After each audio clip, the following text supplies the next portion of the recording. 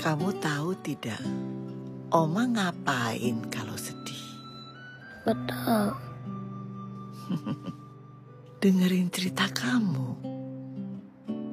Kayak misalnya, bekalnya enak, Oma. Don mau pentas, Oma.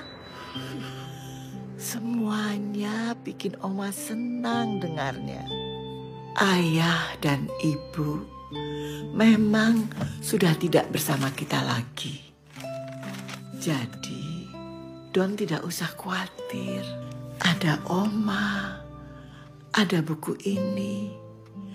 Don tidak akan pernah kekurangan teman.